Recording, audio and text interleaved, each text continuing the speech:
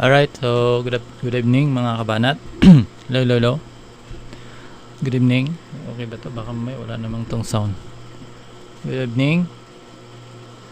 So mga kabanat, unahin ko lang no bago natin mapanood dito. Tama yung sinabi ni Mayor Isko Moreno. Tanggalin yung mga kawani ng gobyerno na walang malasakit sa kapwa-tao.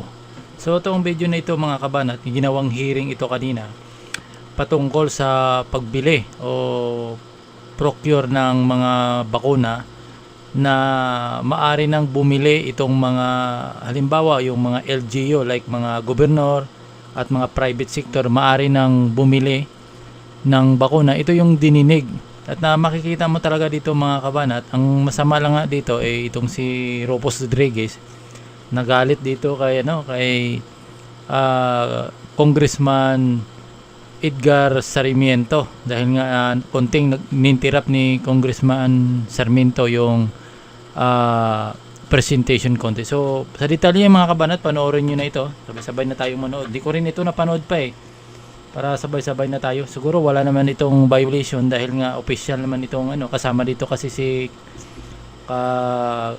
Sir Galvez din na siya din nagpapaliwanag dito. So panoorin natin ito mga kabanat. Sabay natin panoorin ito. So paki-comment sa baba kung okay yung audio. Paki-comment din kung anong reaction nyo ba sa video na ito.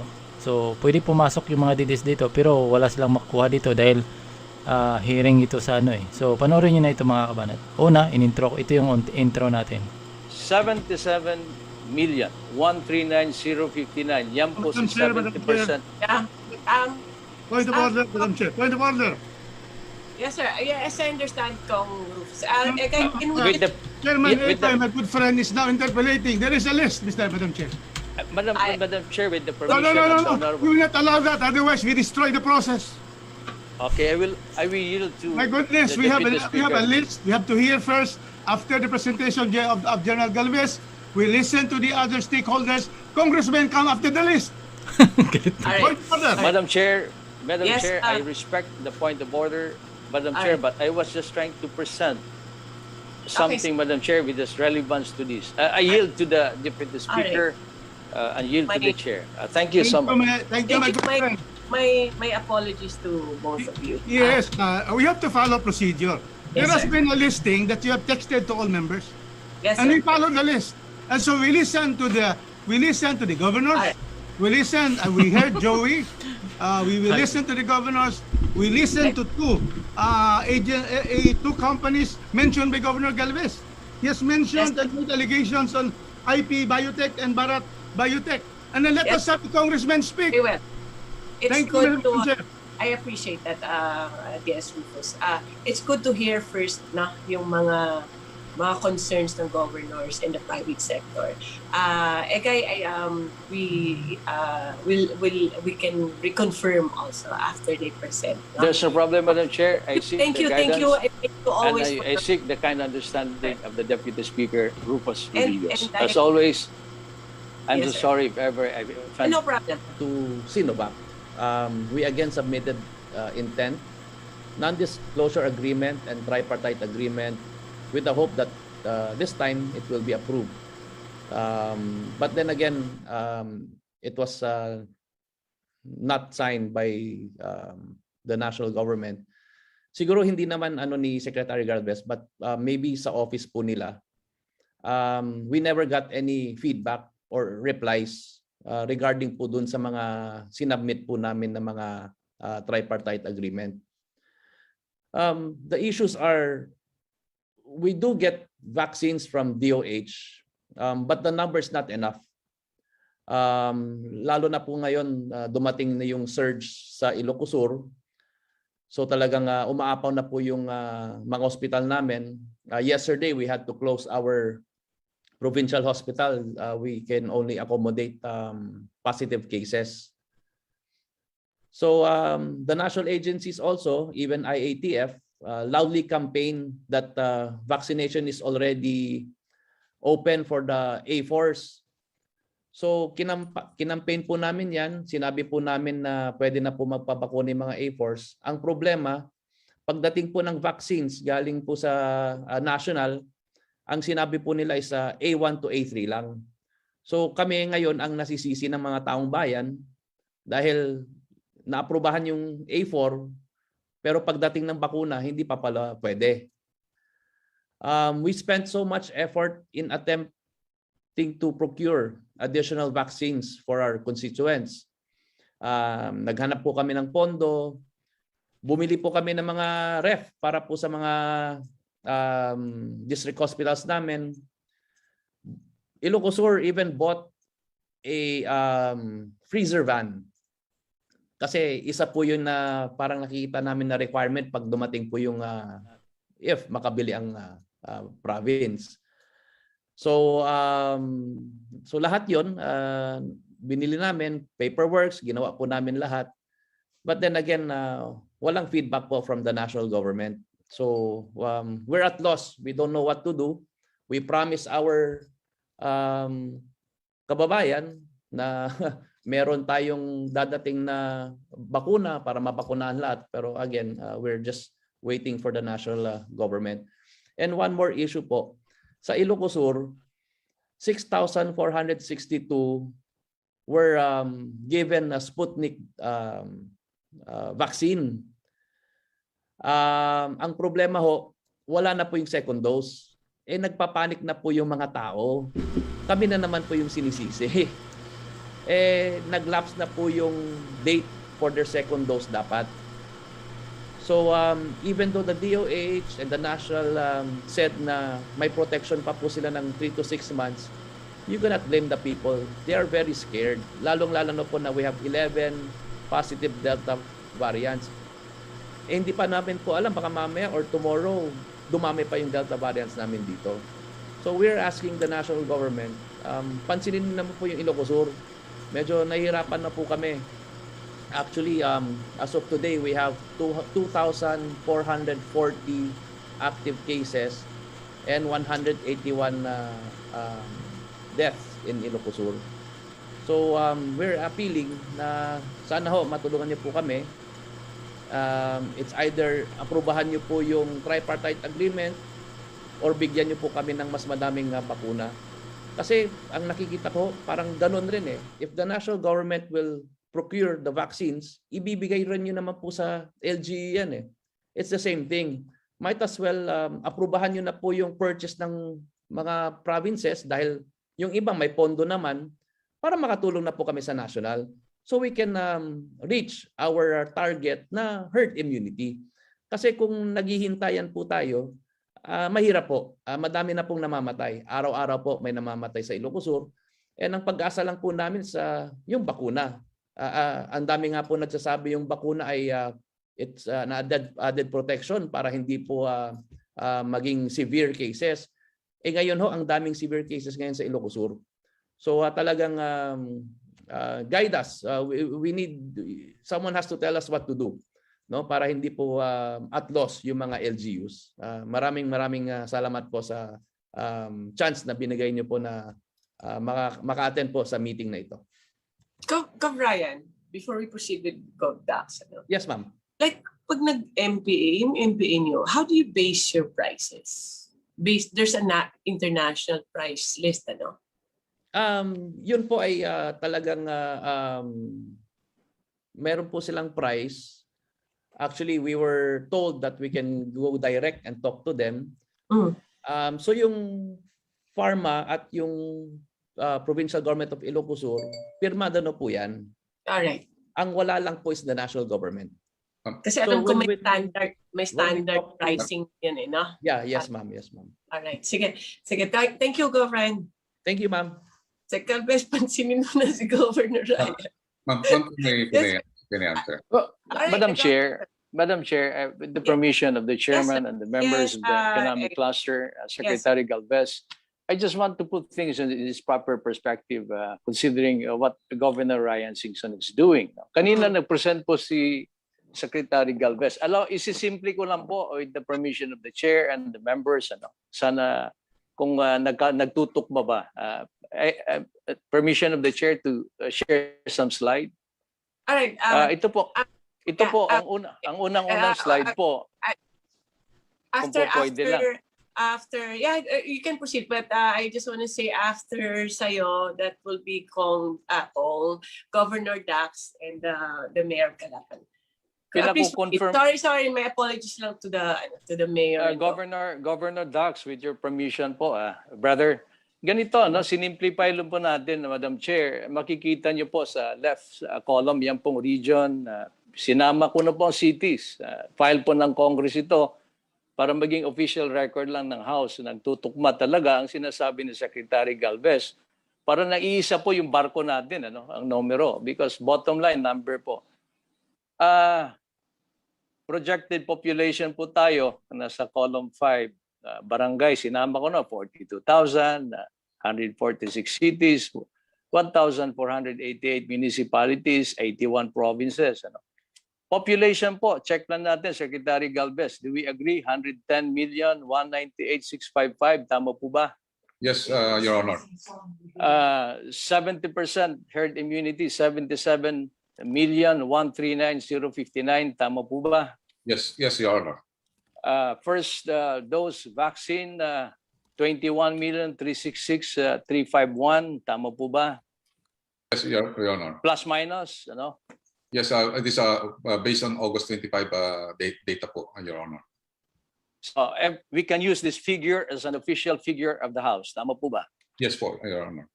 For the record, Madam Chair. Next slide, please. Ito po ang susunod slide. Sinama po natin ang second dose po natin. Ano? Makikita po natin yung first dose, second dose. No? Next slide, please. Ayan po. Ang sinasabi nyo kanina, ang suma total na dumating ng bakuna po natin ay 52,792,130. Do we agree?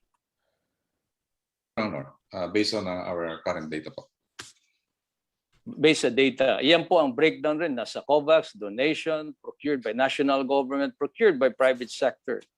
Now, total vaccine secured, 187,600,000. Do we concur? Confirm? Yes, Your Honor. We still have some communication pa po. Baka mabot po yan ng 200 million, Your Honor. This is already fully paid. Tama po ba? Yes, Your Honor. Bali po, nakano po yan. May mga kontrata na po yan, including yung COVAX po, Your Honor. Kasama po. Okay. So, ibig sabihin, itong 187,000, ulitin natin, a matter of delivery na lang po ito. Yes, Your Honor. Actually po yan po. Kasama po yung ating AstraZeneca. It will be delivered until 6 months. Pero saan po yung 107, yung sa government procurement and COVAX, it will be delivered at the end of 2021. Meaning, Wow. End of December. Yes. Yes po. Okay, next slide please. Pupunta po tayo dyan. Ayan po ang sinasabi natin para mag-agree muna tayo. 77,139,059. Yan po si 70%. Ayan na, ayan na. Point of order, Madam Chair. Point of order. Yes, sir. Yes, I understand, Cong. Can we With the, Chairman, with the- my good friend is now interpolating. There is a list, Madam Chair. Madam Chair, with the No, permission no, no, of the no. Honorable. We will not allow that. Otherwise, we destroy the process. Okay, I will yield to My goodness, the we have Deputy a Speaker. list. We have to hear first. After the presentation of General Galvez, we listen to the other stakeholders. Congressmen come after the list.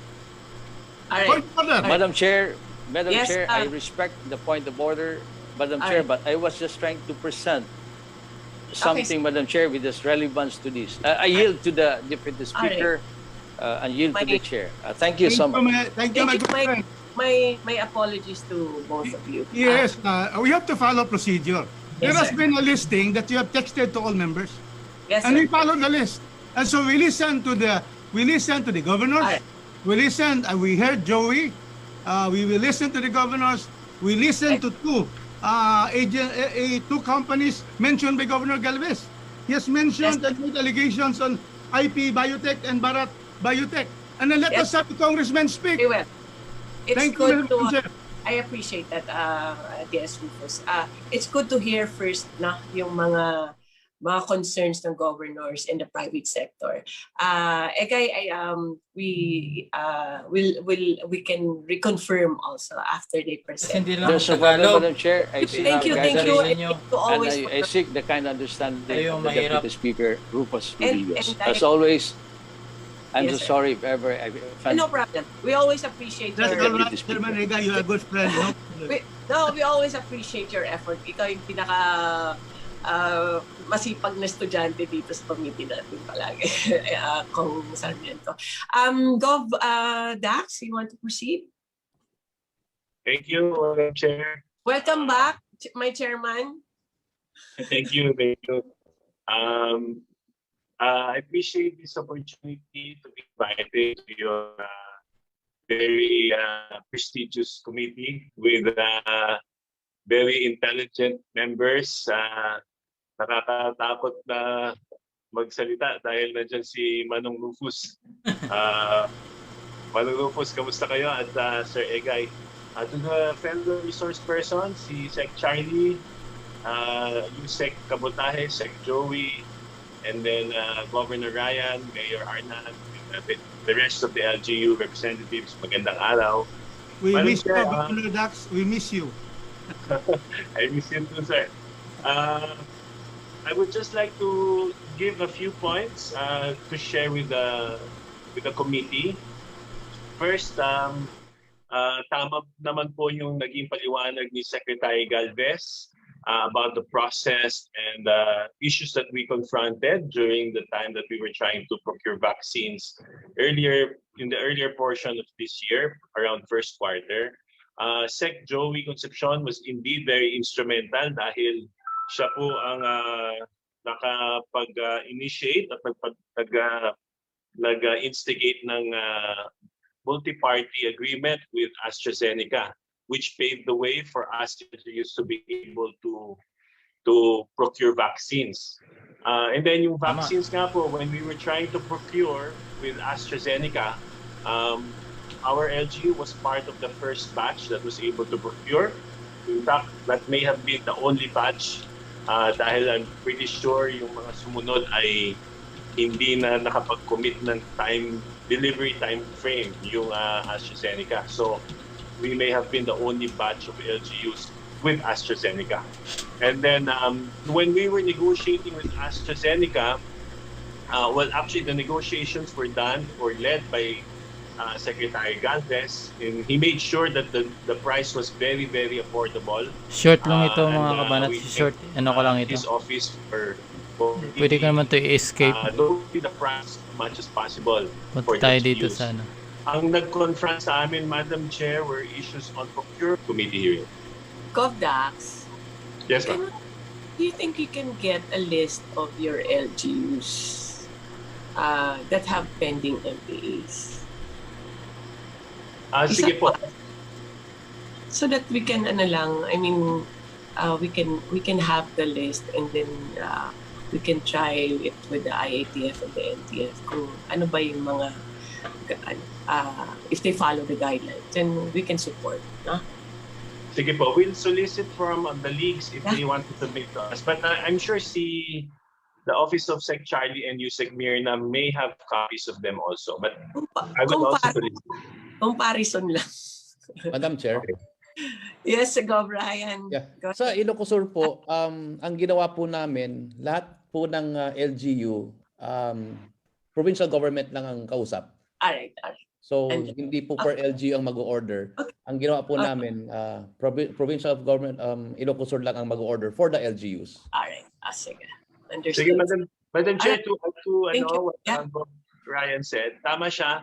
Ang naging setup ng NTF is governors, provinces ang magko-consolidate, and for the exception of independent and highly urbanized cities, Alright. directly may purchase. Okay. Alright. Yan lang, if you had the data, then we would appreciate it also. Para iba-ibang data yung sources. Di ba? We'll Thank you. gather data. From the mayor of the city of Calapan, sir, Mayor Mga mayor pala kasali dito. Panaligan, correct, sir? Yes, ma'am. Yes. Go ahead, sir. You have a statement, sir, before we proceed to Dr. Liachon. Lechon. Yes. Good morning, Madam Chairperson, and also to the distinguished members of the Committee on Economic Affairs. Let me express my appreciation to you, Madam Chairperson, Congresswoman, for inviting me to this meeting. I represent the city of Calapan as city mayor, and I also represent the League of Cities of the Philippines as the Secretary General of the LCP. So I heard the presentation of Secretary Galvez and his reasons why the MPAs are pending. For the information of the committee, only 26 cities have managed to enter into an MPA with NTF and various suppliers. And after that, as Secretary Galvez said, the suppliers advised NTF that they will no longer enter into multi-party agreements. The city of Calapan was not able to sign with AstraZeneca, with other suppliers. But last August 2, we were able to sign a multi-party agreement with IP Biotech, the local EUA holder of Sinovac. And I was told that that MPA has been forwarded to the office of Secretary Galvez for signature. But based on the reasons advanced by Secretary Galvez, it seems that that MPA will remain pending with the NTF. Naku. So we are deadlocked. As early as January this year, the LCP, the cities, agreed to allocate a portion of our budget, local budget, to procure medicines. And we did that not to compete with the national government, not because we do not trust the national government, but precisely because we want to help the national government. Modesty aside, cities are in a better financial position than other LGUs. So we thought that we could help ease the financial burden of the national government by procuring our own vaccines.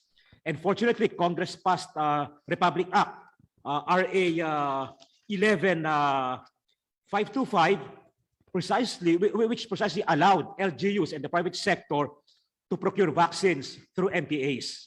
But we are sad that we have reached a deadlock.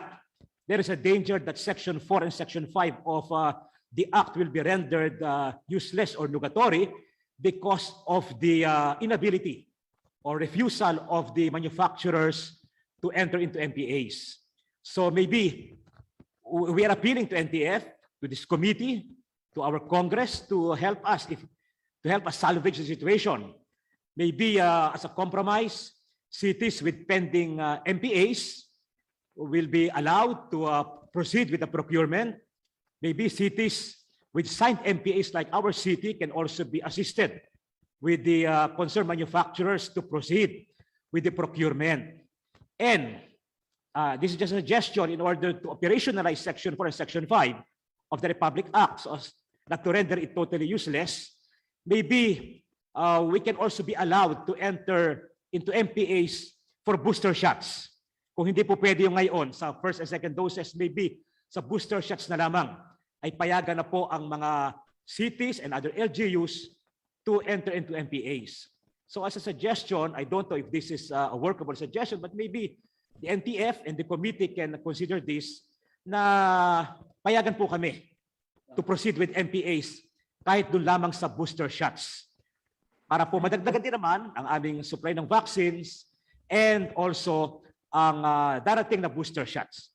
Ang Calapan City po ay napakababa pa ng aming nare-reach na babakunahan. Sa target po namin ay 16.6% pa lang po na aming target ang fully vaccinated.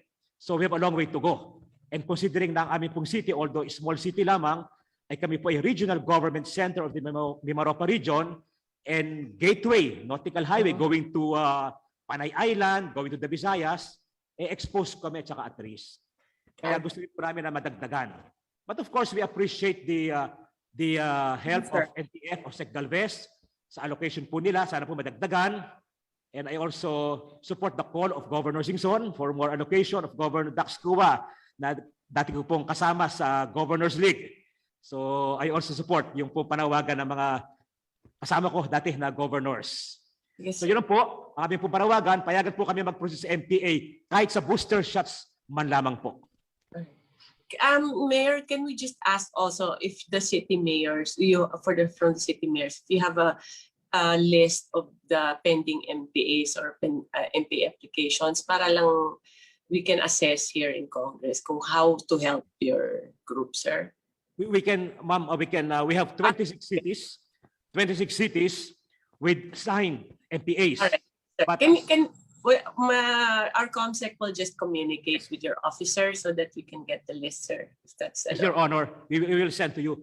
I was Isang- informed also that isang ano lang. But you're aware, even if that's signed, it won't be delivered yet. Di ba, sir? Kasi lack of supply, the LGUs are aware naman na yung signing is okay. Kung kahit signed, ang delivery is still a question, no? yes, Madam Chairperson. But All right. most of the cities, when we signed, we were not yet told of All this, right. Sige, sir. of this supply problem. At that Thank time. you, sir. Now, last na lang, alam ko nainip na yung mga congressman magtanong. Thank you very Just much. one more, Dr. Yachon, and then we proceed because we've heard from the private, we've heard from Secretary Galvez, from the LGU, and now we go to the medical experts, and then we proceed with the questions na. The rest of the resource speakers, I think you'll be asked naman along the way. Please proceed, Dr. Yachon. Thank you very much. Ano naman to yung papahag ni Lechon na to? Esteemed Mananakot na naman to, Congressman, of course, sigurado to. Secretary Galvez. So I'd like first to make a disclosure that I'm a doctor of medicine, and I've been a six lobbyist and an advocate for almost 15 years. Just to set out that I'm an expert, I was Pfizer medical director for almost 2 decades and launched medical products and vaccines in the past. I'm not running for public office, just to be certain about it. I'm not aspiring to become a DOH secretary. And the other disclosure, I'm the elder brother of Senior Deputy Speaker Doy Lechon, but I'm not using any influence here and no conflicts of interest whatever here. So this is the presentation, very short one on the global picture, the Philippine data, and what India is doing. That's why they have flattened the curve. And how do we reach herd immunity to reopen the economy? Because we know this is the requisite to open the economy, and what can be done. And as a legislators, what would be the pandemic checklist aside from the vaccination rate that we need to increase? So 205 million cases right now, almost 4 million deaths. With the US right now leading, and 93% of cases right now of the COVID cases in America, secondary to the Delta variant. Now, we rejoice with the coming of the vaccines, particularly for US, UK, and Israel, but and they were able to flatten the curve. But as you can see in this chart, because of the Delta variant, they zoom up again. And basically, this is majorly driven by the Delta variant. So even in countries with vaccinated areas like 60 to 80%, they're still struggling right now. And why is this slide very important? Because they might be needing also the volume stocks of the high quality vaccines, and this might jeopardize the projected or procured vaccines in the Philippines. This has ramifications. Working in the corporate world is not cast in stone that whether you have procured that particular vaccine, that it will be delivered. It will depend on the global market, of course. Now, this is the situation in India. This is the source of the Delta variant, and we have seen the success of this particular country from 400,000 cases, and using testings, tracing, and of course vaccination with their local vaccines. You see a downward trajectory here, and right now it's down to around 50,000 cases in only 4 months, and we've been vaccinating for almost 6 months since March 1. So this is from the best practices, and working in the corporate world, we try to benchmark with the role models of certain countries if the original sources of the vaccines cannot be actually be obtained. So we need to be creative and innovative in this particular year. Now, the Philippines right now set forth a record for the Delta variants, and just yesterday, 3 in 4 the COVID infections actually caused by the Delta variant. And yesterday, though we were affected by the COVID kaya, we're actually hovering in the 20,000 cases, and the positivity rate is actually in the 30%. So 1 in every 3 Filipinos will be positive because of this. And you see here also the full utilization of our healthcare facilities. So if we will not be able to control the transmission, this will increase the cases, increase the number of deaths, and of course overwhelm our healthcare system. So it's actually very, very scary at this point in time. Now this is the picture, not only the National Capital Region September 8 data. You see the other areas are actually at risk, and this is our main concern. I think this is the concern of the lawmakers and even the LGUs. And this is also the concern that not only the NCR is also affected, but other peripheral areas. So we need to, fast track, and a sense of urgency is actually needed in order to vaccinate the population. Now, this one is from the Indian experience. From 450 cases, they actually right now down to around 40 cases. And actually, what did India do? A blitzkrieg vaccination drive, free testings and tracings. And as you can see, the downward trajectory. So they launched the largest vaccination drive with a record of around 9 million doses on June 21, 2021. And they're averaging 5 million doses with their local vaccines. Now, this is presented by Secretary Galvez. I don't think I have to discuss this. Just to let you know, as of 2 days ago, this is the current inventory of the government in terms of the vaccine supply, almost 56% with Sinovac, and the rest, as you can see, AstraZeneca 16%, then Pfizer 11%. Now why this is important? Because we need, of course, to project what particular vaccines will be effective for the Delta variant. And considering in best practices, we need to, of course, ramp up our vaccination, because the target is not the 50% or the people protection. The target is not 75%, definitely. Our target with the Delta variant, even with the CDC, they're advocating, even the Department of Health, 90%. Thus, it would mean that we should increase our volume of stocks. And of course, the approval of the 12 to 17 years old in America, and of course, the full approval of Pfizer, that would mean they will need all the vaccines that they need for the Delta variant. Now, according to the Department of Health, we need to, of course, increase our herd immunity to 90% because of the Delta variant. And this was, of course, articulated yesterday by our chief implementer, that we need 80 to 90%. Now, given the presence of the Delta variant, we need to increase our herd immunity. Are we getting as much as vaccine as we can into the country? First, does the government know when exactly this will arrive, or will the Philippines be deprioritized depending on the requirements of the vaccines of the country of origin? This is an important question working in the corporate world before, and we need to put that into the equation. Now, this is based on the vaccine expert panel, that there are certain vaccines that will be effective for the Delta variant. So what can be done? Can we allow the entry of all vaccines with EUA approval, particularly those highly effective against the Delta variant? I know the other vaccines are effective, but there are other vaccines that may be effective also for the Delta variant. So we need to consider all of these things, given the limited supply for the other vaccines in the world. Now, what can be done to improve the procurement process?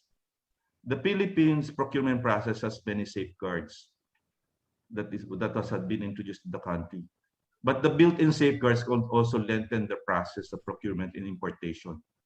And the requirements to purchase the vaccine, you have the valid EUA from the FDA, which is a 21-day approval process. You have the H-stock recommendation that is from the Department of Health. But there's no clear time for the approval process. The multi-party agreement with the NTF and DOH, no clear timeline also for the approval process. Hearing from the LGUs, leaders here, and also from the lawmakers. Many countries around the world have streamlined their procurement in order to speed up the shortage of COVID vaccines.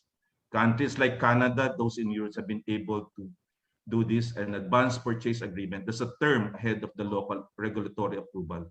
And this allowed these countries to secure immediate supply, providing time for the complexities in the regulatory department. Now, due to the nature of the pandemic, developed countries have adopted other innovative process.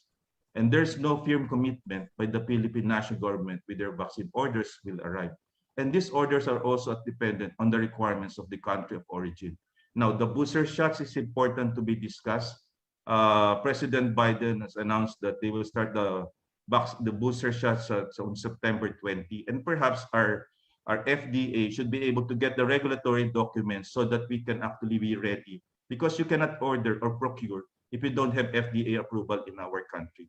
And we need to decide once and for all what will be the decision of the lawmakers so that to fast track the approval of the booster shots.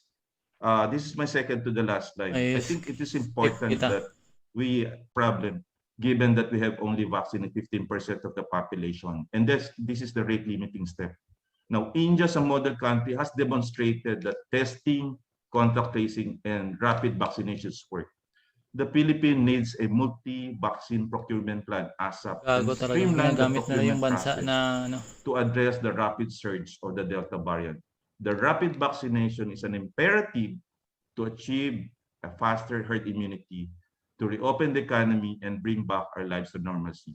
I think I would agree with the legislators and the LGU heads that we need to sign the MPAs and allow the private sector move on separate express lane, not on a bottleneck, so that we can actually move forward to achieve herd immunity, open the economy, and of course, bring back our lives to normalcy. So this is my final slide, Madam Chair, and thank you for the opportunity to present. Thank you, Doc. Maraming salamat. Thank you, Dr. Lechon. All right, now we proceed. We proceed with the list of interpellators. We have a long list today. First, we have Rufus Rodriguez, one of the authors of the resolution. I'll just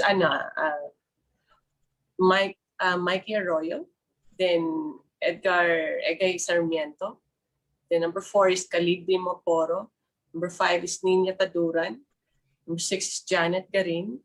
Then 7, Mike Defensor. Number 8, Yun, Stella Mike. Kimbo. And number 9 is Rufi Mike Biaso. Defensor. My Tingnan natin apologies to mamaya. all the resource speakers. Skip na pero natin to. we might as well go over this para walang hindi Have submitted MPAs to your office.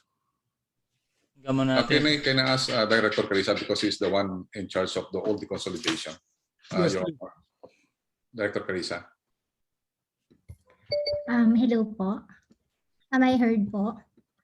Yes, ma'am. Please proceed, ma'am. Hello po. Currently, what we have from our office, what we actually received from MPA that from other LGUs are Calapan, Davao de Oro, Guagua, Ilagan, Legazpi, Mati, Just the and Naga. number, Madam Chair, I just sorry, request the Mr. number of LGUs and the number of private entities. Otherwise, we'll have a long, reading of the list. Yes, sir. We only have 7 pending LGUs on our office and about 3 private sector. Ano yun? We cannot hear. 7 and 3? Tama ba yun, Rufus? Yes, ma'am. We only received 7 partially signed multi-party agreements. For those that they've been saying that there are pendings from our office, we haven't actually received those MPAs based on our records, Your Honors. Madam Chair, it's not very clear. How many since February has filed MPAs for signing by the national government? First, for private entities, and second, from LGU applications for signing of MPAs by the government. Maybe no. First, let's go to the private entities. How many entities have submitted MPAs to your office? We only received 3 partially signed MPAs for private sectors, Your Honors. I think what other people have been saying are those letter of intents that they have submitted to the EOA holders, which we have not received from our office. Gang, sure. I would like to clarify, Your Honor. Sir, there is a problem on the consolidator because they are telling that they have already submitted to us, but they are already collecting the advances even without our notice. meaning they have some sort of partially signed a Wala si bilateral Mike, parang wala agreement man. with the LGUs and even the private sector, and asking for advance, which is I think unauthorized provided by law, because the rule is that the NTF, the national government, particularly the DOF, Department of Finance, should be involved in the negotiation. So that's why they are saying Wala. they are spending to us, but some of these contracts not submitted personally to us. So based on our data, we have only 7 LGUs and I think 3 from the private sector. Thank you, Madam Chair. So let us go to that. So there is Manong Rufus, di ba may 26 kanina na mention? Sino yung Check ko mention nga ng to. 26 Hanapin ko na lang si MPs Mike. for applications? Ito, All right, anyway, I'll check. Go ahead, Deputy Secretary Rufus. yes, Madam Chair. So I have here also that I know that have Skip ko na lang MPAs kay on Mike- by the LGUs, Mike that is Arroyo. Tarlac, Marikina, Guagua, Calapan City, Mindoro. Reaffirm your answer. Yes, can you reframe the question, sir? Following up the line of questioning of the Honorable Deputy Speaker Rufus Rodriguez, you're saying that he said that he had this long discourse and you were trying to you answered him Mike Defense. as candidly as you could, that you could not sign these agreements because with the LGUs and with the private sector, because you were mentioning the pricing, you were mentioning the shortage in India, you were mentioning that COA will put a red flag. Am I correct, Secretary? Yes, sir, definitely, sir, because it is written in the law that our price with the national government should be almost the same. Okay, but Secretary, I hope you realize also that what I will say may be right or may be wrong. I hope you realize also that in the provinces, sometimes we don't care anymore about the pricing. The LGUs are willing to pay a higher price as long as they have the vaccine as soon as they can. Because as Tito Rufus said, people are dying. We go to our districts every day. Tinatanong sa amin, saan yung vaccine? Saan yung vaccine? Then the LGUs want to purchase, but they cannot. Every day. I was just there last weekend. Ganun po, boss, wala pa yung vaccine? Wala ka ba? Anong sagot namin? Nasa national government po, tsaga-tsaga lang kayo. Hindi pwedeng linggo-linggo yung sagot namin. Anyway, you said before, sir, that Metro Manila would reach herd immunity by December. Do you still stand on that, sir? Sir, I'm considering that based on the epidemiologist forecast, that we can have a herd immunity by increasing the percentage to 90%. We might not be able to have that. But the 70% vaccination, we're still targeting for that, Your Honor. So, sir, now since you cannot sign these agreements, which the Honorable Deputy Speaker Rodriguez has been harping on, you said a while ago, I don't know if I got you correct, you said that the purchase of the national government will be enough. Am I correct or no? Yes, sir.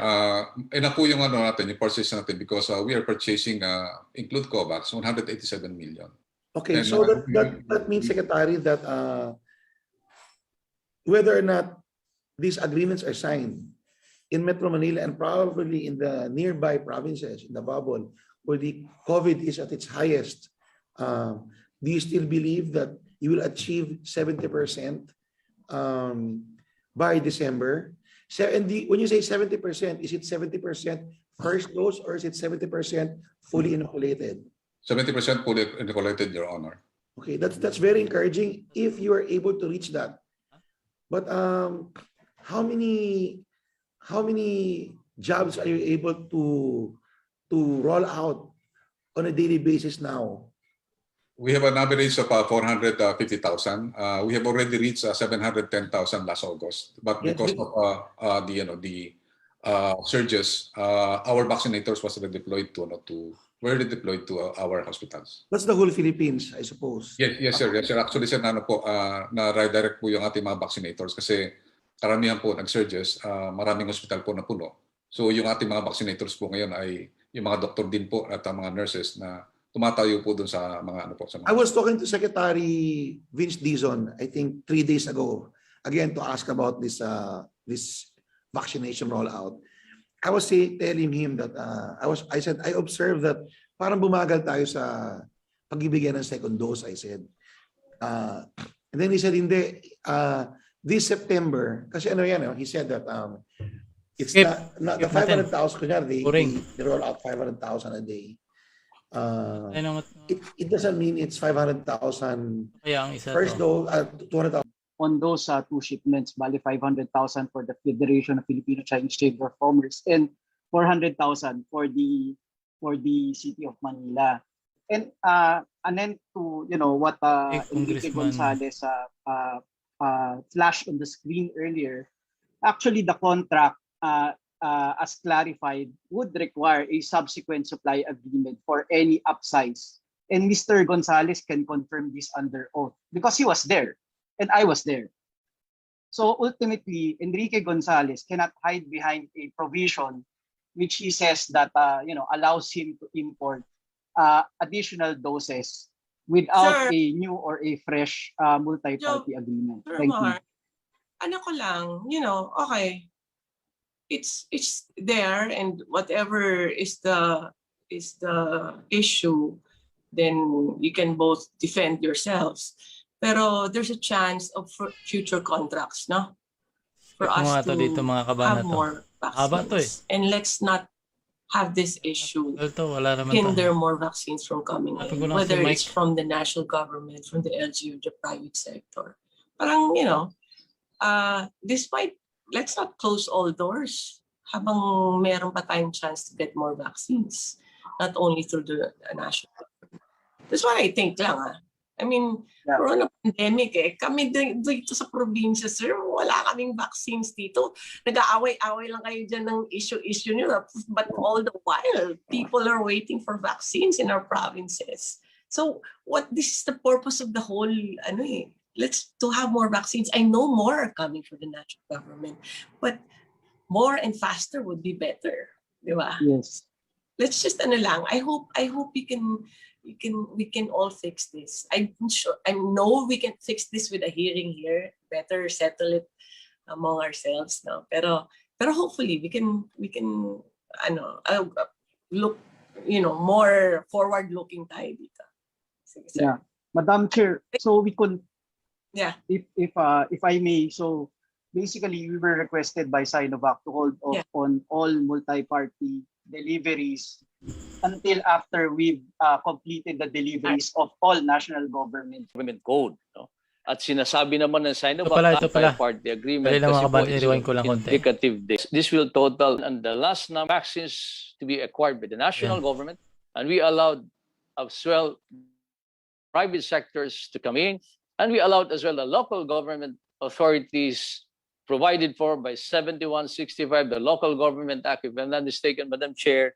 Clearly, we cannot stop them from bringing in vaccines. So, Madam Chair, allow me now, if it's my time, I believe so, I'm number 3 in the list. I go back again to the presentation just to have clarity, to have a direction where we want to position the country by end of 2021 or December. I was cut off, I believe so, on slide number 3. Next slide, please. Again, these are the numbers we have specifically on the total of vaccines delivered. We now have 52,792,130. Then on the last number, that is 187.6 million. The total number of vaccines that the Secretary Galvez has stated we have already acquired. My question now, Mr. Galvez, Secretary Galvez, General, question is, this 187,000, is this already paid for by government? Yes, sir. We have a contract already with different companies at the same time. No, my question is, contract is different, payment is different. simple question, Mr. Secretary. Did we pay already this 187 million? Sir, actually, sir, yan. It was already secured, meaning the volume is secured. That the payment will be on deliveries. Alam niyo po, ulitin natin, kung ito po ay 187 million, I think the amount that you were stating was $10, roughly, that's around 500 pesos. Tama po ba, Secretary? Yes, sir. Hindi lang siguro dyan. This will total 93 billion 500 million. Am I right? Yes, sir. Actually, sir, it will depend on the number of vaccines. Yes, precise. Plus minus po. Please, we just want, ito pong binabayaran natin, 187, ano po bang ang sistema natin ngayon? I-deliver muna bago tayo magbayad? There is an agreement. Sir, actually, sir, yung sa 107, I would like to clarify, out of that 107, 49 million from there will be from COVAX. That's the donation. So, Ba't sinali? donation, yung iba ito pong babayaran. Doon po sa balanse, pagdating po, ang style po ba natin ngayon, ang sistema po na pinasok natin, wala po tayong binabayaran hanggang hindi po na-deliver. Dito po sa tinatawag ninyong indicative date. Tama po ba? Yes, sir. Actually, sa contract po natin, depending po yung advance natin. Ang ginagawa po natin, for example, sa Sinovac, pagka may indicative date na po yung darating po na within 10 days, we pay 50%. And then So we have the export 10 days prior the arrival, nagbabayad din ng 15% advance payment. Tama po? Yes po, yun po ginawa po natin when we have paid through our GAA.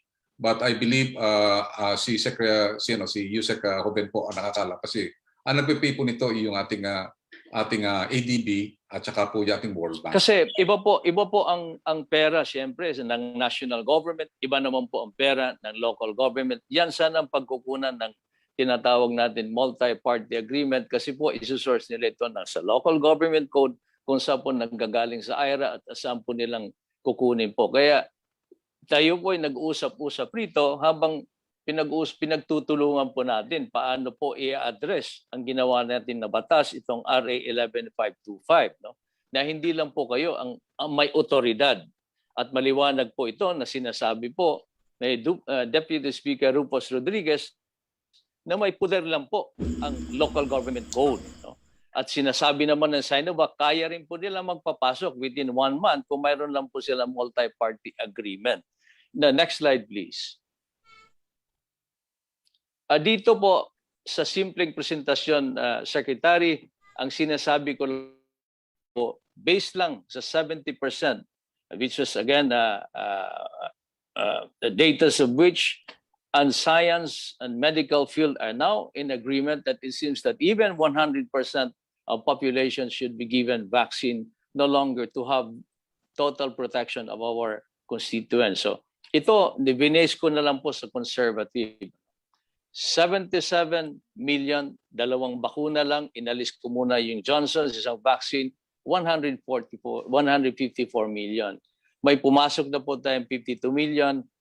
Itong total requirement na 101,486,988 na po, no?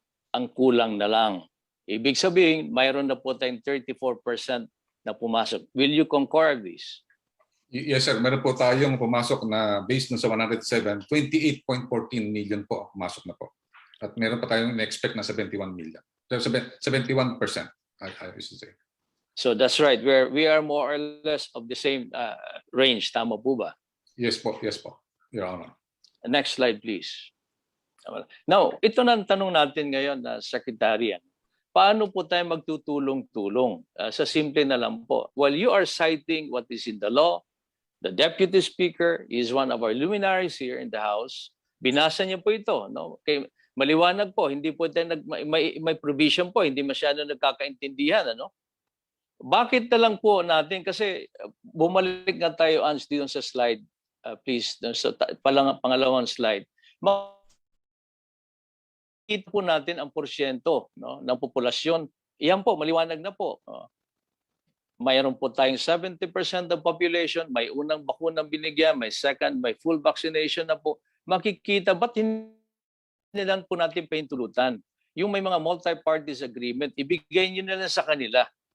Walang kita kasi. Alam naman po natin, as clearly explained by everyone, ano po ito si COVID-19? This will be another flu in the making. Wala po itong katapusan. In fact, we're looking at 5 years. Ito pong sinabi natin because the last pandemic we had lasted for 5 years. We had this 2020. We're looking at 2025. Ang reminder ko lang po sa inyo, Mr. Secretary, being very good with tactics in war. General po kayo, you happen to be the Chief of Staff, which I salute you. Ito lang po, wag lang po mag-expire yung bakuna. Kasi may expiration po ito. Tama po ba? Yes, Your Honor. Yes, Your Honor. No, tanong ko lang po, hindi po ba pwede tayo? Kaya nag-usap-usap po tayo rito. Makikita mo natin, ang mataas lang po na porsyento, si National Capital Region lang po at 43.59%. Ang iba po, Region 8 ko na lang, 11% lang. Ang sinasabi naman ng struktura ng local government, na pag-usapan na po nila ito, sinisimplify. It is only the office of the governor, the 81 provinces that are allowed to come up with this multi-party agreement. They take care of the different cities and municipalities, except, of course, for highly urbanized city.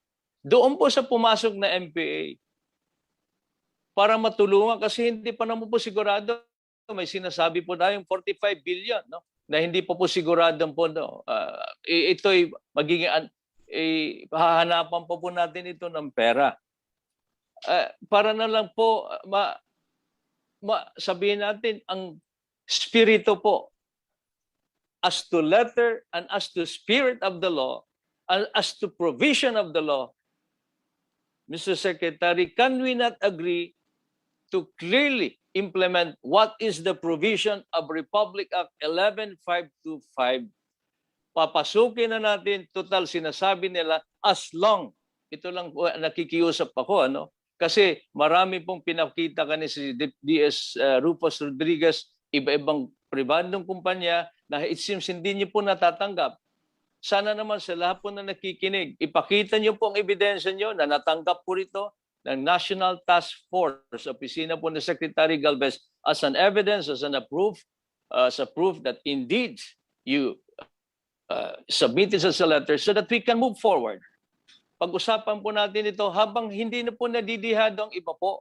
Makikita po natin, galing po tayo sa update on the vaccine administration by region, ibigay na po natin sa kanila. The local government knows better. The reason why we crafted the law on local government to help an archipelagic country address so much concern. We cannot be run by one person alone, rather a collective effort of everyone. This is, I believe, the patriotic duty. That's why the legislative branch of government and the executive branch of government, we are helping each other address the concern right now. We give vaccine to everyone, Mr. Secretary, to address the concern. We crafted this law. We signed for this. We are not playing. Rather, we salute you because you have the passion, dedication. We are helping you fast track and not the delay in the delivery of vaccine as a reason to discredit it rather than to help you acquire this vaccine. Madam Chair, the Secretary, I appeal. Please look at the spirit as to the letter and to the spirit of 11525 as the guiding tool to everyone on how to address the vaccination program of our country. Maraming salamat po. Thank you, Edgar, for a very thorough presentation. And even sa ibang mga provinces, talagang hindi po talaga nagmamask yung ibang mga tao. And that's our problem. And we would like to encourage everybody, particularly the LGUs. Ang pinaka-secret talaga ng pandemic response is yung very effective barangay response. And if we will encourage all of the LGUs to really do their part. Yung talagang yung by barangay, talagang very restrictive yung ating pag-implement ng minimum standard, yun po ang ano po natin. Pangalawa po, ito po ang i-advise ko po sa LGU at sa ating mga congressman. We have to improve, instead of buying vaccine, we have to improve yung ating mga healthcare system. Umikot po kami sana sa mga ibang area. Talagang kulang na kulang po ang ICU po natin. Kulang-kulang po ang ating mga isolation centers. And I believe kung yung mga malaki tayong pondo doon natin ibigay ang pondo natin. Because if tama po yung sinasabi ng mga expert that the COVID-19 will stay with us. Ang pinakabanda pong preparation na magagawa po natin is we enhance our healthcare system. Yun po ang inano po namin kasi ang nakita po natin sa ngayon, kulang, like for example, Jensen. Ang laki ng 600,000 ang kanyang population. Pero yung ICU niya napakalababa. Ang ICU bed ng nahandon ay yung kay MVP pero yung ating public healthcare wala talaga po. So kaya po ang po natin, ang recommendation ko, gamitin po natin ang pera pagbuuan po ng modular hospitals. You can coordinate with DPWH. 41 days po ang paggawa po nun. You can have 11 rooms or 88 rooms na ginagawa po natin katulad po ng mga hospital ng Manila at saka po dito sa sa Lung Center. Pangatlo po talaga ang pinakaisang susi rin po yung contact tracing. So ini-encourage po natin talaga na tumaas po ang ating ratio. Ngayon po maganda na po 1:7 pero we want to increase this to 1:15. And then yung talaga yung testing, tracing and treatment is very very important. Mas maganda po sa ating mga LGUs, instead of buying vaccine, I recommend you buy the life-saving treatment like tocilizumab, dexamethasone at saka po yung lahat ng mga medicines na pwede po nating imbak sa ating mga ospital. Yun lang po, at saka nakita po namin yung massive vaccination. Particularly po talagang i-maximize po natin yung pag-vaccinate ng A2 at saka A3. Kasi pagka once na na-vaccinate na po natin ng A2 at saka A3, ito po mawawala po yung critical care utilization natin. Bababa po yung hospitalization at bababa rin po yung death natin. That's why we are concentrating on the vaccination rate natin is quite slow considering in other countries mas mabilis because we don't have the supply. So if we don't open up the market to many vaccines, we'll not be able to do that. Lalo na may Delta variant tayo. Kaya ang herd immunity tumaas from 70 to 90%. So that's a quite challenge for a country like us na nadidelay. So we need to really ramp up on the testings, the tracings, and the vaccination. And then we will not have lockdowns anymore. That is based on the best countries in the world. All right. Inya? Thank you, Dr. Liachon. Actually, I really agree with you that we need better coordination and planning of government initiatives and pronouncements. Hindi yung katulad nung nangyari na yung mga last minute pronouncement na flip-flop on quarantine status. Because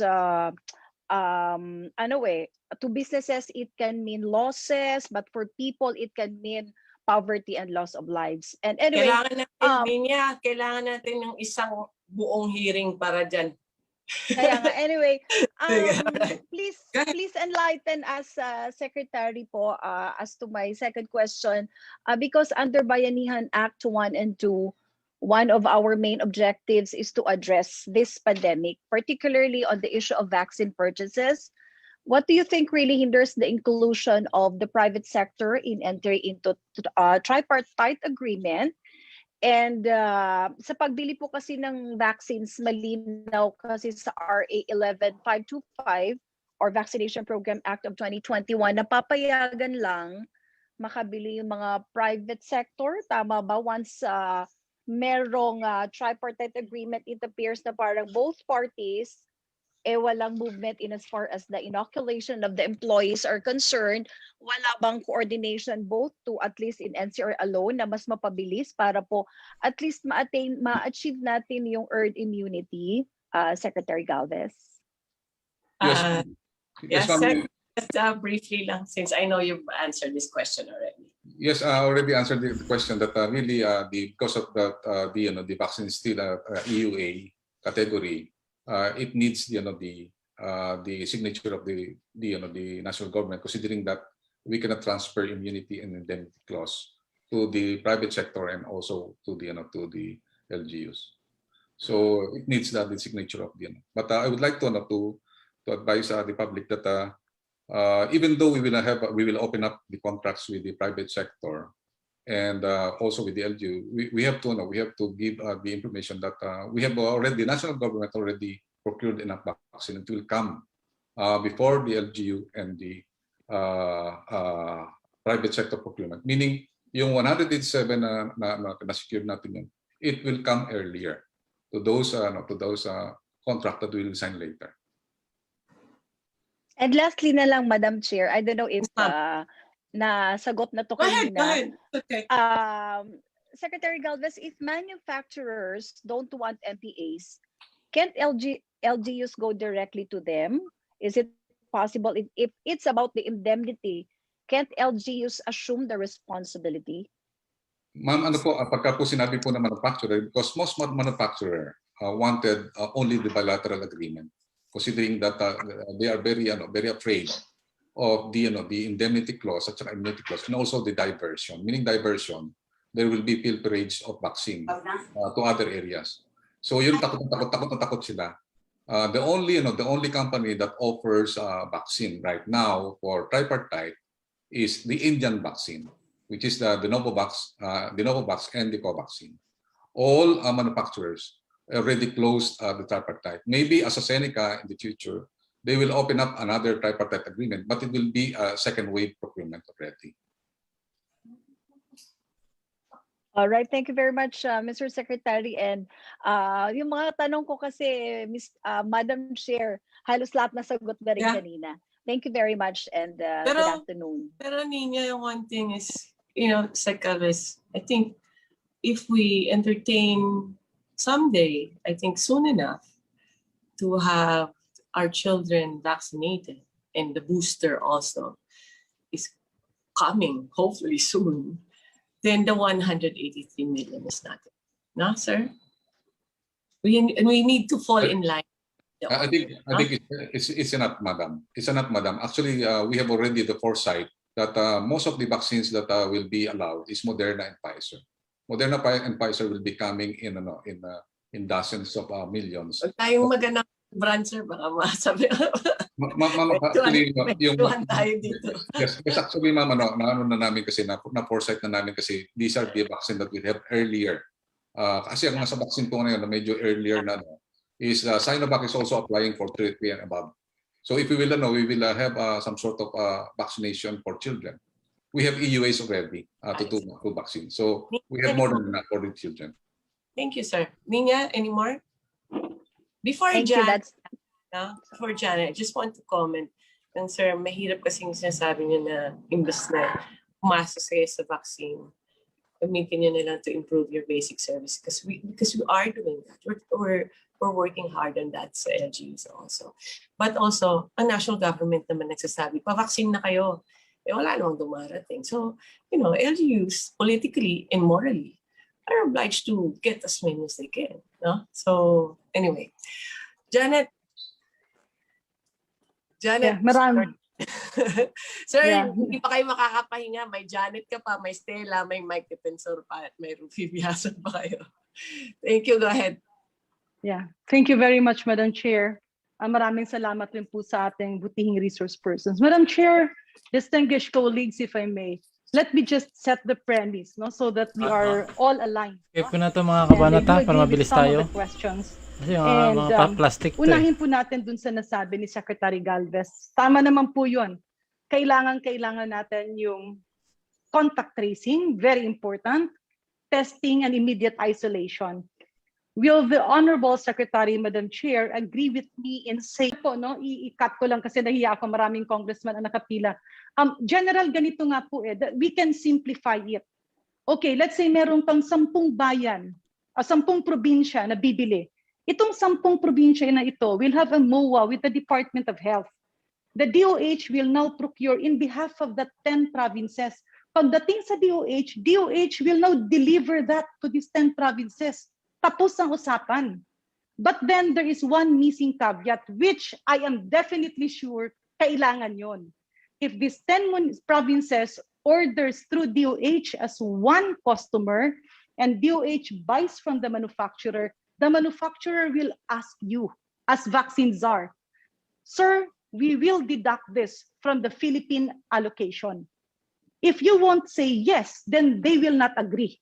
If you will say yes, just like what you did for the city of Manila, then they will supply. Yung po kasi ang nagiging missing link, sir. Kasi ang manufacturer, may naka-reserve sila sa bawat bansa. They cannot give different from you and different from the LGUs because it will be in excess of our population. Yes.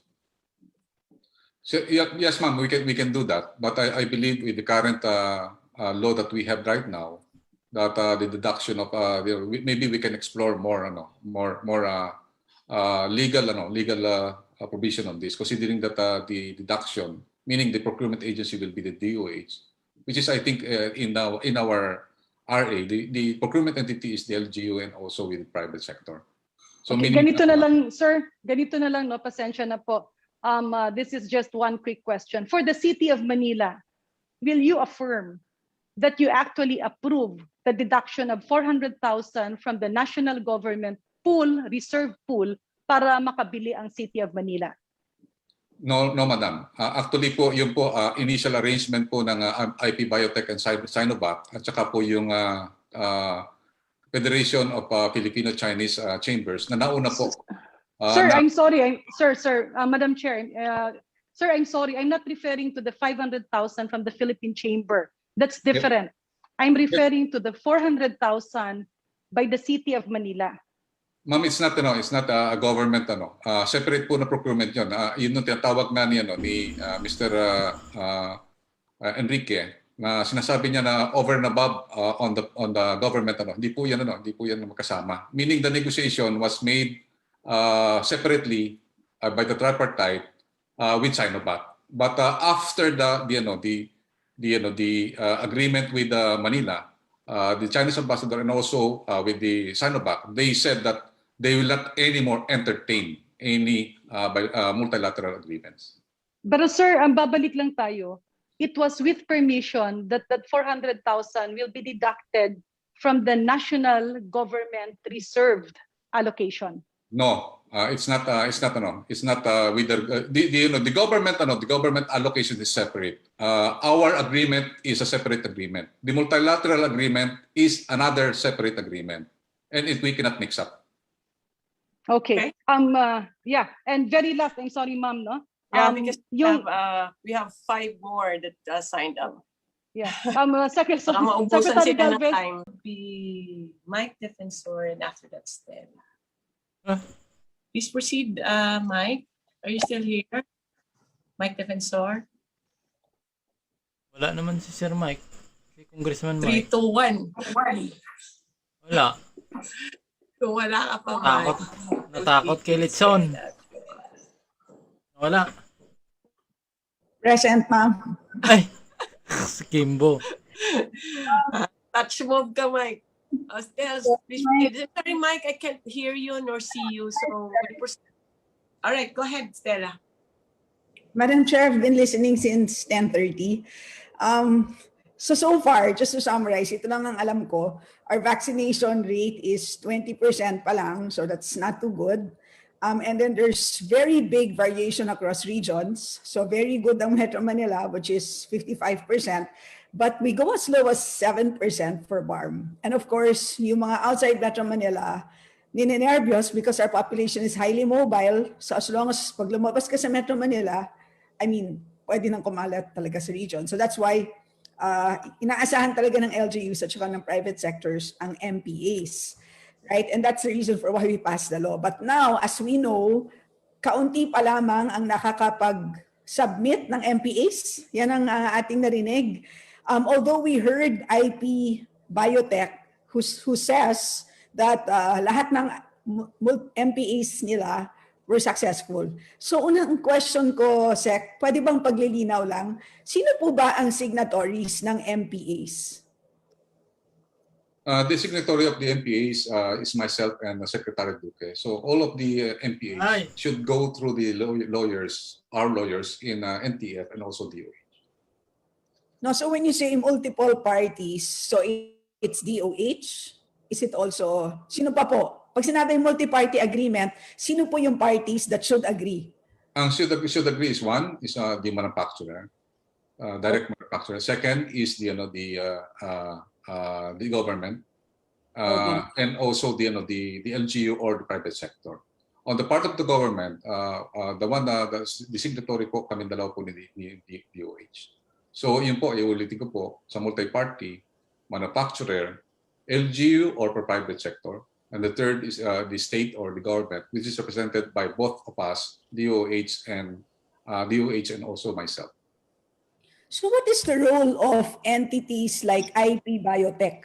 Ano po ba sila? Kasi kanina, IP Biotech showed a piece of paper na nandun din sila. So sila po ang EUA holder po, Madam. EUA holder. EUA holder. Are they part of that multi-party agreement? Normally, yes, part of multi-party agreement. But basically, ang ano po nila, as some sort of, sila po magpo-process ng export at saka import papers. So, parang silang broker. Parang ganon. Yes, Madam. Like in Moderna, ang broker po natin sa Moderna is Swillig. Sila po ang nagbibigay ng tinatawag na siya pong kumukuha in terms of yung storage and distribution. Okay. Ilan po ang tulad ng IP Biotech? Ilan sila? Ilan entities ang ganyan? Si IP Biotech lang po ang nangyayari po na gano'n. Kaya po yun ang question po namin dahil kasi po sa aming tinatawag nating multi-party agreement, direct po ang po is manufacturer, the concerned party, the private sector and the LGU and the government. Yun po ang kina-question namin na dapat na talaga wala po doon ng IP Biotech kasi sila po ang EUA holder. Meaning, just in case na sila lang po ang tinatawag na nag-arrange in terms of yung mga paperwork at the same time, yun po natin. Kasi yun ang inano po namin na lahat po ng procurement natin ng vaccine for the information of everybody, direct po tayo sa manufacturer. Wala po tayong in-between, wala tayong consolidators.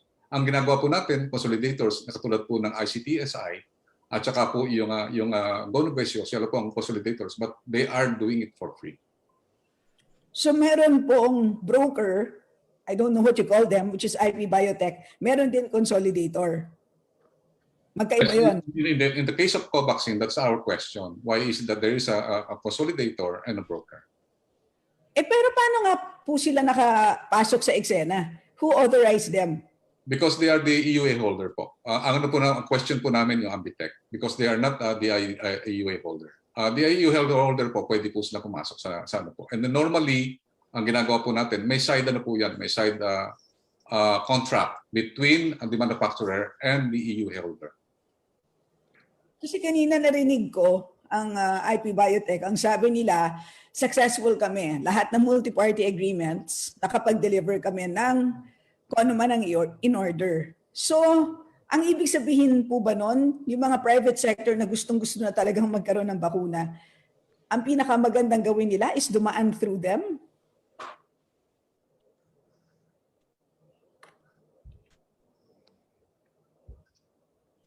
Sir, nakamute po kayo.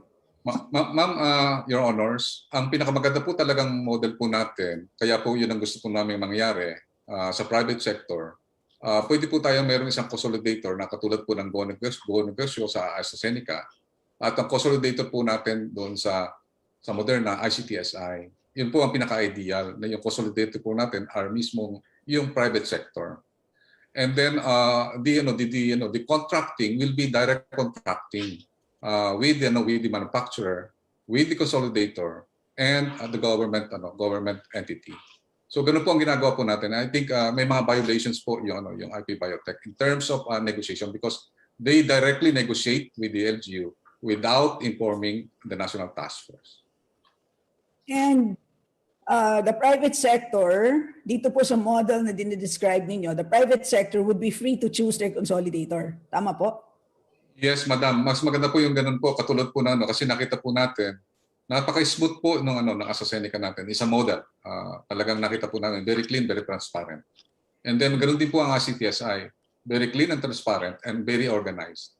So hanggang administration, ang ICTSI tumutulong po. Ganun din po ang ating si Sir Joey, we would like to thank them really dahil kasi malaki po ang natulong nila, 24 million doses.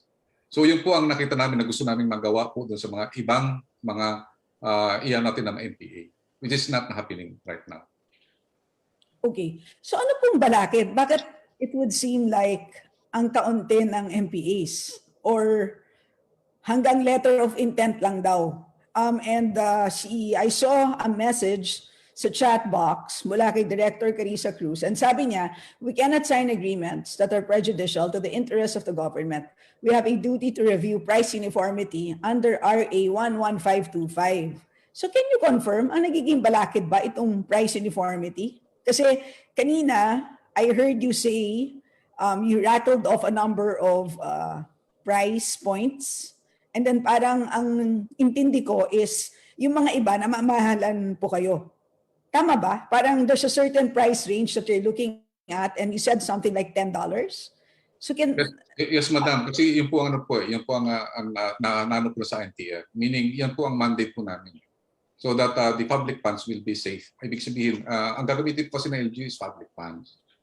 In our negotiation, talagang kailangan po, even though na nangangailangan po tayo ng vaccine, kailangan po hindi po disadvantage tayo sa contract in terms of pricing. Kasi ang pricing po naman, meron kami mga tinatawag natin mga advisor from Asian Development Bank, World Bank, and AIB, and other our mga lawyers po namin. Talaga nakikita po nila yung pricing list nationwide and also Southeast Asia. Ang nakikita namin is I think the pricing of some of the manufacturer very no profit at saka no profit no cost, like AstraZeneca and also Moderna. Nakita natin na yun talaga ang presyo niya.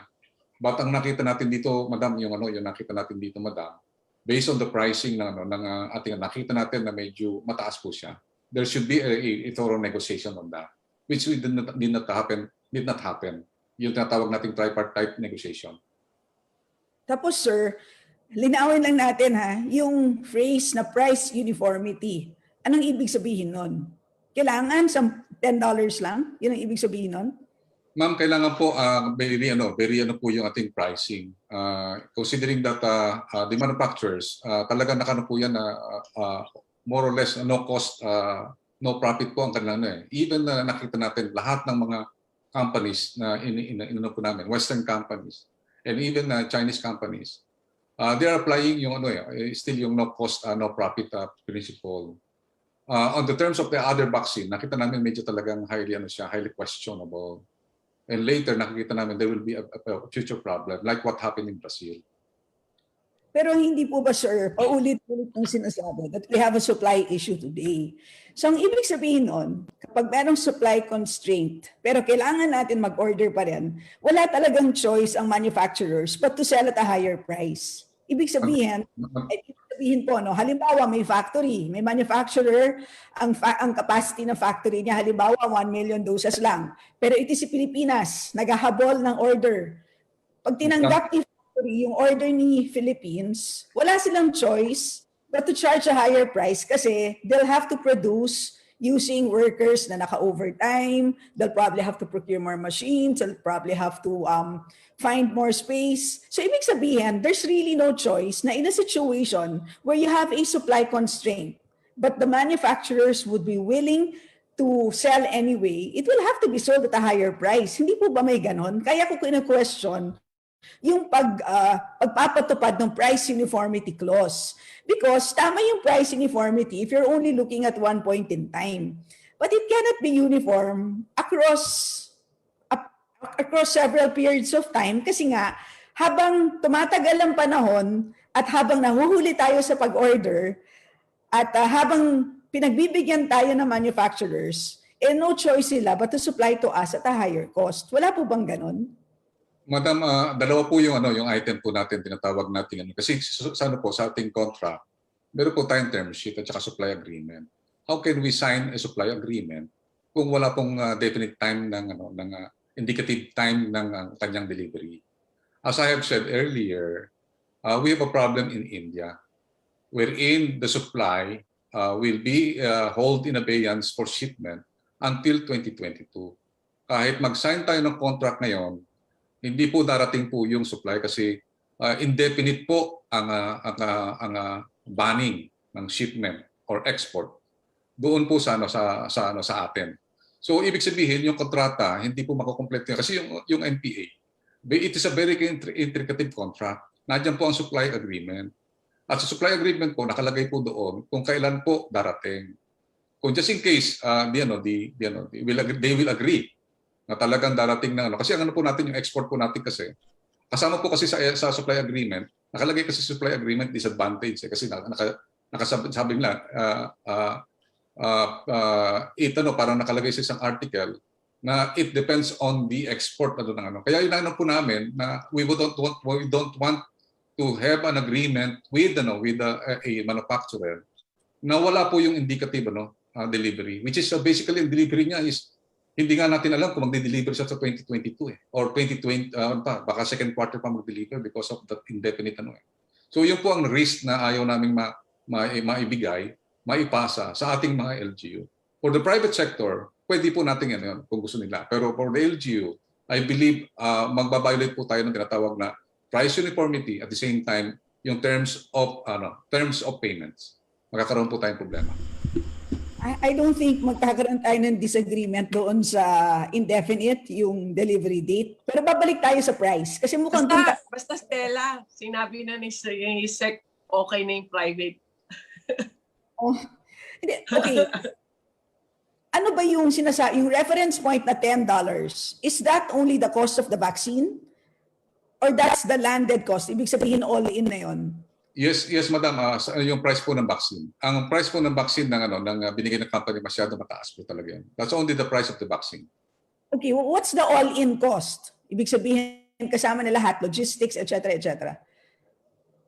Plus $1. Plus $1 lang. Yes, madam. Okay, so $11 all in na yun? Yes, madam.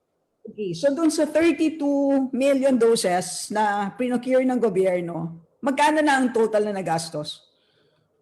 Madam, I think Yusek Mark Joven is more appropriate because of the financing and the payments is being handled by the DOF and our multilateral partners, the ADB and the World Bank. I cannot answer the NMD.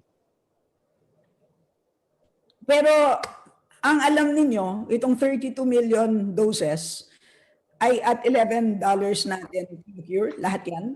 Ma'am, ano po yan, nagre-range po kasi ma'am yung ano natin, as we have explained earlier, na ang pinakamura po natin is 6.75, ang pinakamahal po natin is, I think Yusek Mark is more knowledgeable on the discussions on the prices because he's the one who signed the prices. I just don't understand kasi yung insistence na kayo mismo ang magsasabi na hindi pwede mag-procure ang isang private entity from a certain manufacturer because you believe masyadong mahal. And again, sinasabi nga natin, under certain supply constrained situations, talagang walang choice kundi magiging mahal talaga ang offer price ng isang manufacturer. So yun lang po. Before we go to DOF, meron ba ditong any manufacturer, Madam Chair? Meron. A few of them actually. Kasi Madam Chair, earlier, sinabi ni Secretary Galvez na manufacturers are not interested in MPAs because complicated and because requires coordination. And meron doon, binanggit po lahat, Moderna, Johnson & Johnson, ayaw nila. Pwede ba natin silang pakinggan, Madam Chair? Baka we can do a quick round. Can they just confirm they want to do MPAs with the private sector? Also give them a chance na rin to speak because they've been here for hours also. I think from who goes first and who they are kasi. Sige po, I'll listen to them first para we hear them. Good afternoon, everyone. Ma'am, I'm from Ambic, representing Covaxin po. What's your vaccine brand, sir? Covaxin po, Covaxin. All right, sige, please proceed. Ma'am, I have three slides to present and I have to just clarify 4 points po, if I can touch base on that. Sige. Very quickly po. Yeah, go ahead. We've done lang patience and understanding of everyone else because everyone else have been here for hours already. So let's give due time na rin for our guests to say their piece. So good afternoon, everyone. Thank you for giving us the chance to present. I would quickly like to touch base on 4 points. The first one is on the pricing issues. If you take a look at the pricing issue, to clarify, actually we are not overpriced. In fact, Covaxin is underpriced, and allow us, Madam Chair, to briefly explain the costing parameters. Bharat's global price publicly announced is between $15 to $20, and we secured Covaxin at the price of $15. Our total all-in pricing for the Philippines is $18, which is only a $3 marginal cost to offset our expenses in terms of freight. Now I'll explain this quickly. Bharat's policy is on a pickup basis, which means the $15 cost price is X works. That means up to their warehouse only. And then we have to pick it up from their warehouse. We have to arrange the international freight. We have the local logistics, multiple insurance coverages, local logistics in the Philippines, pharmacovigilance, post-user surveillance. So that is number 1 point that I would like to raise. And you could see here that Covaxin is only charging 17% if you take a look at the insurance, logistics, storage compared to other vaccines out there. That is my first point. My second point would be on the delivery, which I could quickly show to you. And thank you to Dr. Liachon. The first one is that India has no export ban. This is confirmed by the Indian Embassy. India's policy is domestic production first. They will look at the domestic production. Any excess can be exported. Due to the high demand over last few months and lower production capacity, everything produced was consumed domestically. However, India recently announced it has drastically increased capacity production. And I would like to show it to you here in this slide on the expected vaccine production. Serum produces 120 million. Covaxin is 25 million and now is increasing to 58 million because they are now already online. BioE has just announced 75 million doses. Cadila at 50 million doses. Sputnik is now being locally filled in India. Janssen has also announced 5 million per dose. I will quickly also like to touch base. India has finished approximately 276 million first dose. This is data as of September 7. And 357 million approximate 2 doses already. So that's already 635 million approximate doses that are done. India is doing 7 to 10 million inoculations a day. So you can take a look at that. That would be 230 million people every month. So said, daily vaccination rate is rapidly growing. India can start exports in Q4. But we have to wait for the official announcement, which is linked to achieving of production capacity targets, which I have disclosed above. Now, Philippines is currently one of the first line for Covaxin allocation because we signed with them in Jan, and we were the first country to secure in the price at $15. The important point for the private sector, if they would like to order and they're willing to wait, then they should be allowed. Also, we can make it a condition that no deposit will be required until MPA is not signed. Manufacturer should confirm the supply available for export, and then we can start with that. This makes it a risk-free for the private sectors. Now on the consolidator point, I would like to quickly clarify that in relation to the COVID-19 vaccine procurement, Ambitech is the official consolidator of COVID-19 vaccine and serves as the primary interface. But both AZ and Moderna they also have consolidators. We are not looking at making anything over here. So the pricing is totally transparent. No problem with the government if they want to sign directly with the manufacturer. Consolidator is only for the private sector. And consolidator is also not charging any fees, madam. So all those 4 points and the fourth point I would like to raise is we just finished our presentation with HTAC last September 7. And we are actually now waiting for the committee to recommend this already because Covaxin has all the data on the Delta variant as well, 65.2% efficacy. So I'm raising this this matters. And you can take a look at the data over here. So those 4 points can actually be tackled now. Madam, can Mark Ruben, Yusuf Mark Ruben, answer on the the biotech, because we are in quandary because Biotech is not a EUA holder nor a legal agent of the manufacturer. So maybe Yusuf Ruben can answer that. Your Honor, if you permitted. Go ahead. Thank you, Madam Chair. So just to elaborate on the concerns raised by Secretary Galvez. So regarding the issue of Ambitech as a consolidator. So we know that Yung situation natin is willing naman bumili ang LGUs, willing naman bumili ang private sector, pero we are in a situation na bitin pa rin ang supply. So sige na lang po, makikinig na lang po ako dun sa mga susunod. Thank you po. Ako. Pagod na ako. Hinahanap ko si Congressman Mike Defensor, parang wala talaga. Tumakas. Dami nito. Dami ito. Okay. Sorry. Dahil. So, we have our next interpellator. Wait lang. Hanapin ko nga. Wala eh. Yung sunod natin. Rufy? Yes. After Rufy would be Ria. May isang Rufy. Yeah. In ko na mga kabanat na nagugutom na ako. Wala naman si Congressman Mike Defensor. Ang inabangan ko sana si Congressman Mike Defensor eh. Pero hindi ko nakita. So ayun ko na lang. Paulit-ulit lang tanong. Si ano naman no? Susunod yan. Si Garin. Babalik na naman si ano. Yan.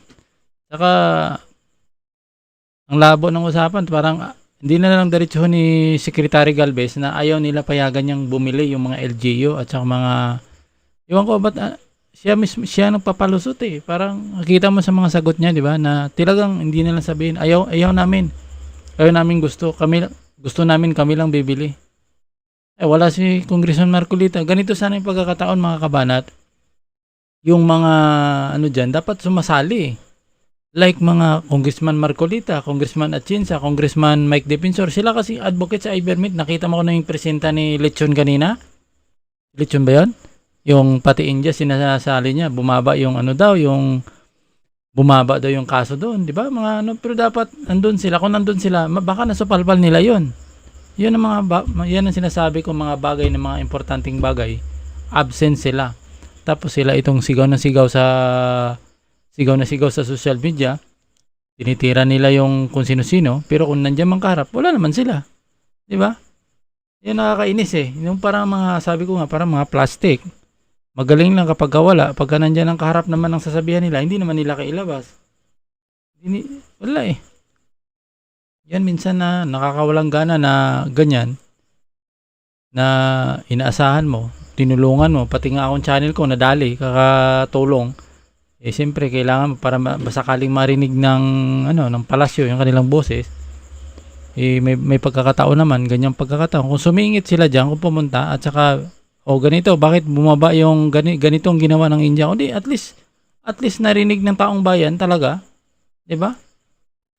Kahit papaano mailabas nila yung totoo, at least marinig ng mga kasama nila, ay, oo nga no. Kasi tapos masasabi, sige, i-search ko nga yan kung totoo ba yung sinasabi nila. At least nakakaroon ng impormasyon yung ibang tao. Hindi yun sa ganyang pagkakataon absent.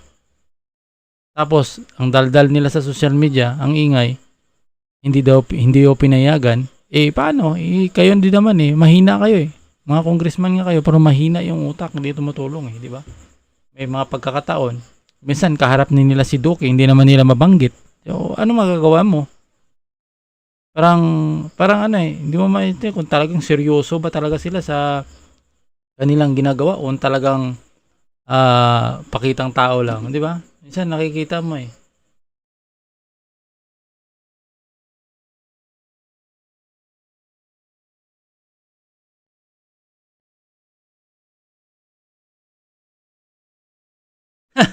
Hindi ako kumuha. Akala ko pumunta ka doon sa kabila. Kaya so bukas ko na lang kukunin yung video siguro ni KDP kasi kailangan talaga yun kailangan i-review din kasi may mga words sila na ano, kaya nga na-take down yung ano ko, kubo ni Juan. Kaya na-take down yung channel ko dahil din sa kanila, yung mga doktor na pinag-i-interview nila. Nako, doon nadali. Pati itong channel na ito nagkaroon ng violation dahil sa yung kahit kailangan talaga i-review kahit at least pag may banggit sila ng pangalan, i-block mo na lang word. Medyo i-block mo na lang para hindi masyado ano. But well, hindi ka na ba nag-update dun sa ano mo? Ikaw ba yung dating kausap ko nung nag-start pa lang ito? Kubo ni Juan?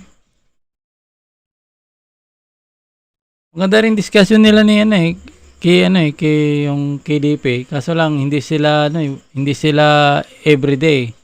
Parang 3 times a week ata yung live nila. 'Di ba? Mas maganda siya, gina-interview ko. I-interview nila yung mga doktor, nga lang hindi naman natin malagay dito ng ano kasi ayan, alam naman natin. 'Di ba? Parang nagpalit ka ata ng parang nagpalit ka ng profile. Ang ganda nga sa'yo, walang yung channel mo wala kang kalaban doon. Kasi mga ano lang in-upload mo Sa akin dito maraming kalaban Kahit doon sa ano ko, minumura ka para mga ano-anong pinagsasabi. 'Di ba? Kasi nakakagigil lang na yung mga congressman, ang ingay-ingay pero hindi naman nila kayang sabihin sa harap-harapan. 'Di ba?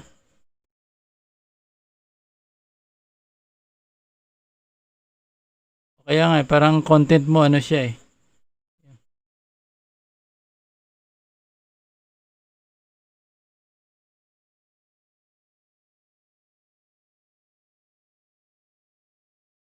Ba't kailan ba yung alam ko yung si Sir Dante Maravillas, 'di ba nakaraan nag-live ba siya? Marami yatang channel din si Dante Maravillas. Kaso lang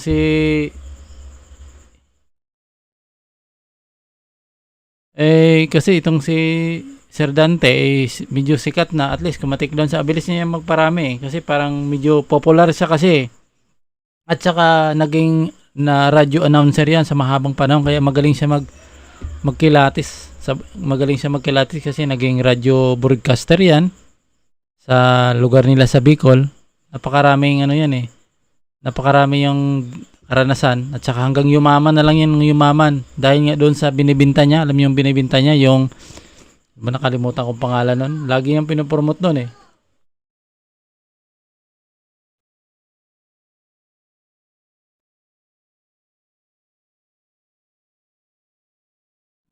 Vlog, Facebook ba or YouTube? Kasi pag Facebook wala strike yung dito doon may strike siya doon tapos 3 strike. Kaya itong isang channel ko nagulat ako, strike lahat yung mga lalo na yung mga paliwanag niyang mga doktor, strike lahat sabay-sabay. Tapos kailan siya na strike? O ano lang siya? Pag-strike ka kasi first warning, unang strike warning, second violation, pang 4, baka makaarit ka 4. Pero alam ko yung ang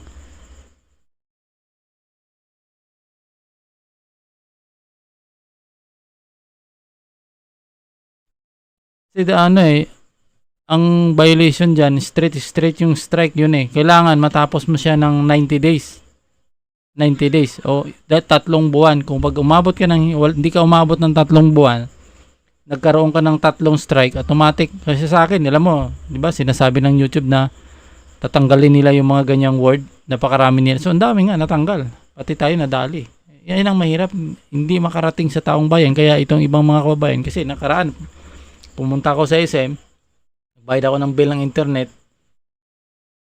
Pag nagtanong ako dun sa security kung kilala yung gamot na yon, ay ba, hindi niya kilala. Paano? Hindi na sayang yung buwan nasa na yon. At least matagal na rin yon. At saka maraming followers yun, kaso lang parang mahina yung views kasi karamihan doon dati, DDS talaga yon. Nagsikat, dumami yung views nun dahil sa DDS. Talaga mga kabanan. Kaso lang, medyo nainis ako, medyo lumahilo kasi yung content ko parang naging against na sa kanila. Minsan ang dami nagalit. Yun ang Hindi, nag-ano na ako, nag-appeal na ako doon eh. Ang sabi, wala, ano talaga, violation talaga dahil medical misinformation yung ano nyo, yung TERA eh. Hindi daw nila, kasi nakaano doon, saka indicate WHO daw, bawal daw kumbaga, kalabanin yung anong WHO. Yun naman yung ano talaga eh. So, kasi mag-strike sa'yo, walang strike yun sa'yo eh.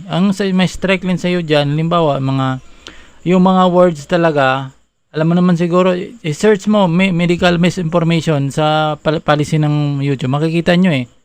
At saka yung mga word, nakikita mo, pati yung gamot na Iber, at saka yung isa, yung hydro, nandun, nakalagay doon na bawal talaga. Yun, doon ko nakita eh. So ngayon, wala na tayong magagawa. Sabi ko nga, hindi mo naman mapigilan yung mga tao magsasalita. Bakit nilalagay nila dyan? Kasi nire-review kasi minsan, di ba pag-upload ka ng video, nagkakaroon ng yellow color yung icon sa gilid. Alam ni Kobo Niwan eh, kasi nakamonetize na nata yung channel niya.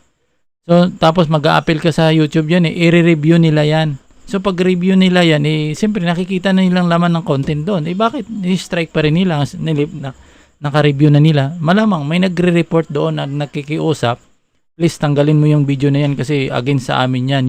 Yun ang pagkakaalam doon kasi napakatagal na nga video eh. Halos 3 months na, 4 months na. Iba mga 6 months na ang tagal eh. Nung nagsimula pa yung ano, tapos bigla kang gaganon na mismo na-review na nila yun. Kasi kailangan mo minsan ipa-review sa kanila eh. Pero inalis pa rin nila. May nagano yun, malamang nire-report. O di kaya, tingnan mo ditong video dito na umabot na ng 150,000 views. Naalis din sa tagal, pero matagal din siya. Ibig sabihin may nagre-report na makiusap, please alisin mo ito kasi kontra sa amin ito, ayaw namin ito, parang ganun eh. Yun ang masakit talaga.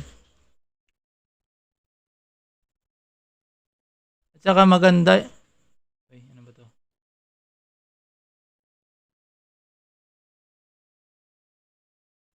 Yun nga minsan kasi nakita yung marami nakita ko tinatopic nila eh. Pero siguro pagka yung topic siguro na dinidiin talaga yung IBM na yan ay panglaban talaga, yun siguro tinitira nila. Pero siguro kung ibanggitin mo lang IBM, yung ivermectin, ganun lang. Halimbawa, ivermectin, wala ka namang sinabi na ano ito, ganun talaga, pang ano tayo, doon siguro, yun ang pagkakalam ko eh. Kasi nakalagay. Basahin mo yung misinformation, medical misinformation para makita nyo. I-search mo sa policy ng YouTube. Medical misinformation. Sa bandang baba, nakalagay doon kung ano talaga siya, bawal siya.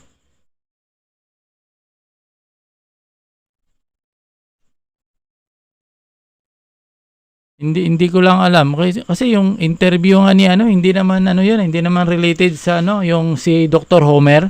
Kilala mo yun? May natanggal yung video ko nung isa eh.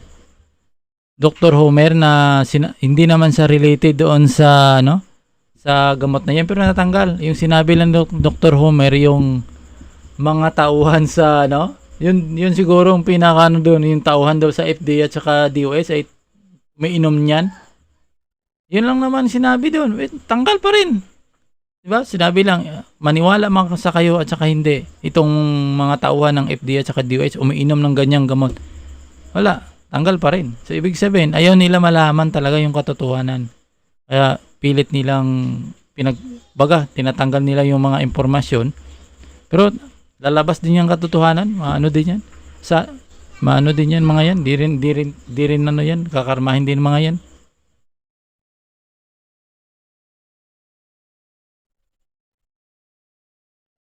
Pwede na tapos yung hindi ba nakakonek yung AdSense mo doon. Pwede naman yung ilipat eh kasi once na strike ka, automatic wala ka na talagang YouTube eh.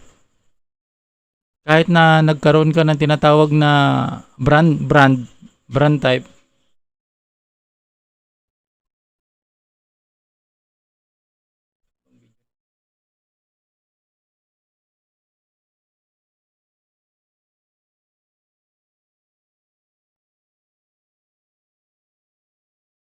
Yun nga eh. Yun nga, pagka ano kasi, alam mo, karamihan kasi nagbabangit. At saka depende siguro kung gaano kalakas yung ano eh. Yung tao, may pinapanigan din eh. Kaya mo, kay Dr. Ong, Si Dr. Ong, alam ko bawal yung sinasabi nila eh. Kasi nakalagay sa policy ng White once nga nagsalita ka na itong mayroon kang halimbawa home, parang ititreat mo yung sakit na ito sa bahay, bawal din sa kanila yan. Nandyan sa policy. Medical misinformation din yan. Pag sinabi mo, itong virus na ito, pwede mo i-treat sa bahay. Tapos ka. Yun ang ano ko doon. Pero bakit yung ibang mga doktor ang dadami pa nila, di ba? Pero wala. Talagang makikita mo parang mayroon din sila yung mga maliliit lang talaga na talagang kita nila talagang tatanggalin talaga nila. Parang may pagkabayas ba? Parang ganoon.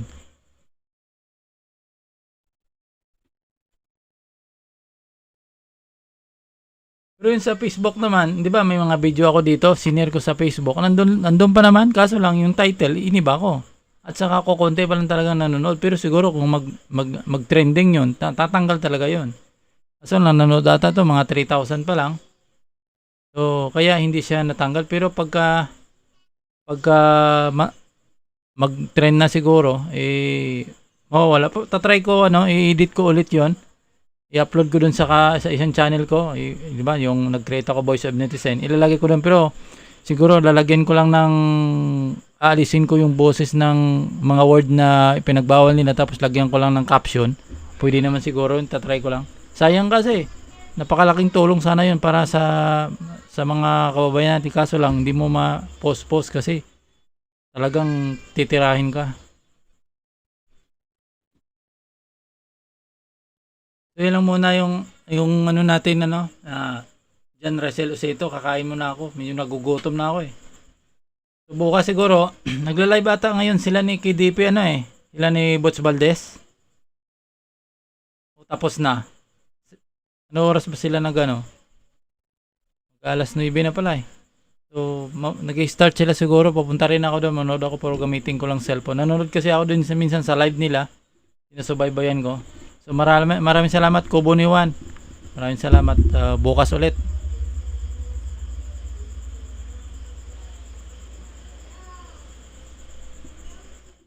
Kaya nga eh. At saka daming nakakatakot na wala ka talaga, hindi mo pwede mabanggitin kasi titirahin ka talaga. So yan lang muna. So maraming salamat sa inyo pagsuporta. Kita-kits. So ay, di bale na.